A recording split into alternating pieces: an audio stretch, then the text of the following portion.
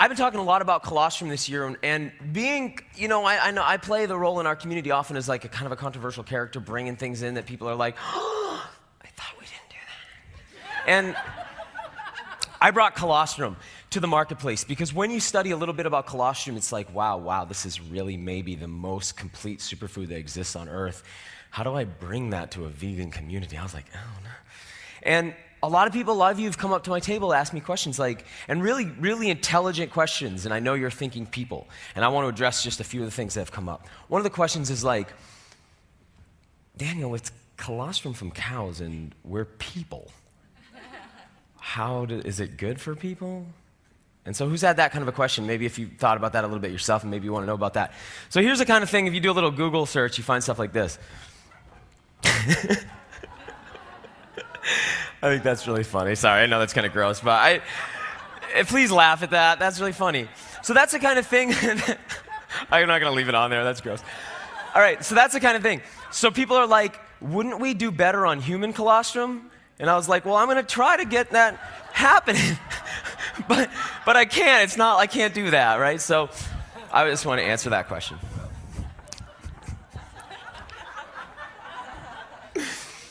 I want to talk a little bit about how dairy products have come into our lives real quick, because right now dairy products are getting like a really, really dark reputation in the health food world, and a lot of people have really turned against them. And if you remember when we were kids, milk was like the uber health food. It did a body good. And today, it's kind of the opposite, and there's a lot of reasons. I think, I was talking to people about, people were saying, I don't think this is a food we should use. It's too mucus forming. It's too, what about this? What about that? And I was saying that to look at the modern way that we've had this stuff, the milk we grew up on was really pus-filled, injected with genetically modified hormone. It was factory farm. It was grain-fed. It came from weak animals with weird mutated genetics, and it was making us sick. There's no question. But you know that saying, don't throw the baby out with the bathwater? I've kind of been saying to people, it's sort of like when I found out genetically modified corn existed, I didn't decide to stop eating vegetables. Does that make sense? If that makes sense, clap for a second. I would never, I'm not suggesting people go to the supermarket and pick up, trying to get from the factory farming world their foods. But I want to say that dairy products have been with us now for about 8,000 years. 8,000 years. And you know that the only place that scientists have accepted that in our genetics our food has changed us is around dairy food. But it's not for everybody, and I want to be clear about that. So let's set the record straight. 8,000 years ago, some agriculturalists in certain parts of the world, we're going to skip those. In some parts of the world, in these red zones, began consuming dairy products. They began raising animals and consuming dairy products. That for those people was an evolutionary advantage. And those people are mutants today. Please put your hand up if you are lactose intolerant. For sure, you know you are. All right, everybody hold your hand up if you are that person. And I want everyone to look around. And it's actually a very small percentage of us, right? Those are the normal people. If you can digest milk like I can, put your hand up in the air. We are mutants. Here's what I mean. We have a gene has been activated that causes something called lactose persistence. That means that the part of us that can digest milk when we're children, because our moms give us milk, has persisted in us into adulthood. For some people, particularly people who come out of that red zone, and the dark purple zone are people with the least ability to digest milk, and the spot with the red zone, people have the most ability to. If you come from those red zones, it's likely that you have a fair amount of tolerance to lactose. Now, I just want to be clear, things like colostrum, things like dairy, they might not be for you. And that's totally okay, but for some people, they really do work. So some people, milk is really mucousy, milk is like really bad for digestion. I think people are making really big blanket statements, and it's fair to know, hey, there's 8,000 years of history, and we can't blame a whole bunch of recent epidemiological problems on something that has 8,000 years of history. Does that make sense? It's throwing the baby out with the bathwater. And we know tribal people like the Maasai warriors. Anyone ever seen the Maasai warriors in Africa? These are guys who can jump 6 feet in the air, right? And they hunt lions with spears. very powerful people. And milk's formed a very important part of their diet for a very long time, and they're very healthy people. And they don't have a lot of those diseases that we've been blaming on milk in the last few generations in the health food world. So I just put that out there to say I think it's a really valuable food, and I think we should look at, since we are stewarding cows, I talked the other day about how the animal that gave rise to the cow, does anyone remember what it was called? The aurochs. The aurochs is an extinct animal today. Now we have cows, and we don't have the animal cows came from, and now we are responsible for the last genetics of the cows. And what do we do with that? In India, the cow is sacred. It's holy. One of the reasons it's holy is because it produces colostrum. We produce colostrum too, right? Colostrum is the first food for every single mammal. Your first food, nature's first food for you, was meant to be colostrum because you're a mammal. So your mother, before she ever produced any milk from her mammary gland, first thing she produced was what? Doesn't mean you got any, does it? You might have. You might have. You might not have. You might have gotten to breastfeed even, but maybe didn't get the colostrum because she's only producing it for a short time, like maybe about a day. And maybe some of us spent some time in incubators, and we might not have got that, even if we breastfed later. Or some of us didn't get breastfed at all. Can you believe there was a time in history where mothers were told that breastfeeding was inferior to soy formula? Can you believe that? Wait, check this out. Not just soy formula in tap water. In a bottle with a BPA-laden plastic liner that they would microwave. And what's even crazier is that a whole generation of moms, or a huge percentage of that generation, bought into that story. And so there was like a break in the health of a generation. And we are seeing the repercussions of it now. So it turns out that all mammals produce colostrum, and they all produce it for different periods of time. Colostrum is not milk.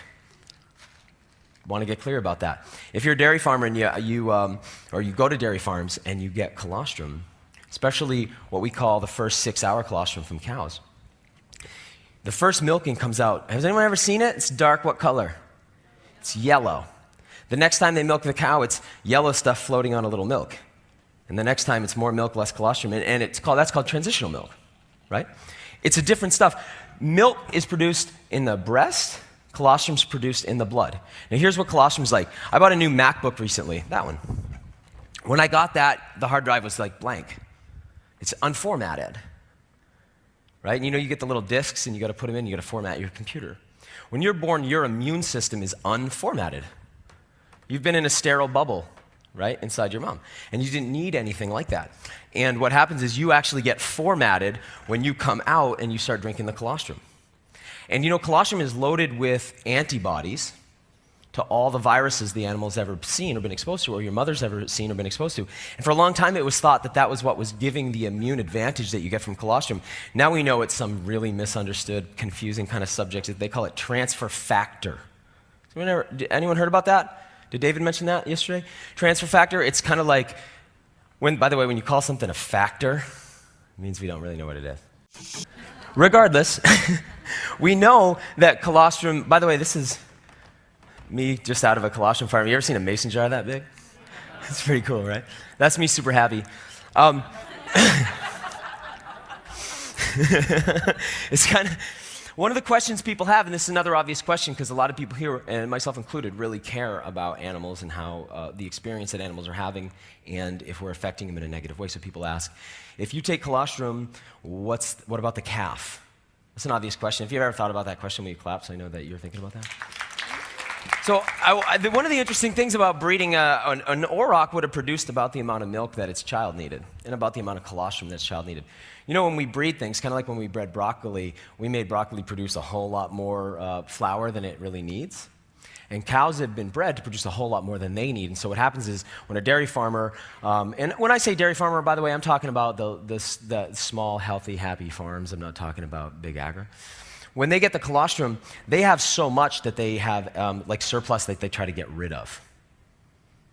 If you don't give the colostrum to the calf, I want you to know what happens. The calf's going to die. You can't just take all the colostrum away from the calf. It will die. Why will it die? It'll have no immune system. Make sense? When you drink it, all of the immune factors. So I say that, by the way, just to close up that thought, that you can't deprive it. You can't deprive it, or you won't be able to get a future production of colostrum. Does that make sense? Even if the farmer wanted to try to deprive it, he would be cutting himself off at the foot, if that makes sense. We are now understanding that colostrum might be the most powerful immune food that exists. This is how powerful. This is just a bit from a study. And it's that last part that I want you to see, that I underlined there. Colostrum, both in healthy subjects and high, this, by the way, came from PubMed. PubMed's the most prestigious medical journal. Colostrum, both in healthy subjects and high-risk cardiovascular patients, is at least 3 times more effective than vaccination to prevent flu, and is very cost-effective. Isn't it really neat that during that whole H1N1 swine flu, bird flu, mosquito West Nile flu virus situation, no one ever talked about this? The medical journal says it's how many times more effective than vaccines? 3. You go to the airport, you can get injected with a vaccine that's totally experimental and might contain mercury. No one's talking about colostrum. It's cheaper, it's safer, it's ecologically sound, it's more effective, and it tastes really good. By the way, I really want the women here to know about this. I've been telling people that you can put this stuff on your skin, and it's regenerative. And what I tell people, men, you can do this too, but women like this stuff a little more usually. I say, take a little of the powder and mix it with water and spread it on your face, and it'll dry in a minute, and go to sleep. And when you wake up the next day, brush it off, and look how much your skin's glowing, because there are actual growth factor proteins that go to work on your skin. That woman had burns all over her face, and she used colostrum topically. What do you think of that? Is that impressive? Yeah. Can you clap for that? That's really cool.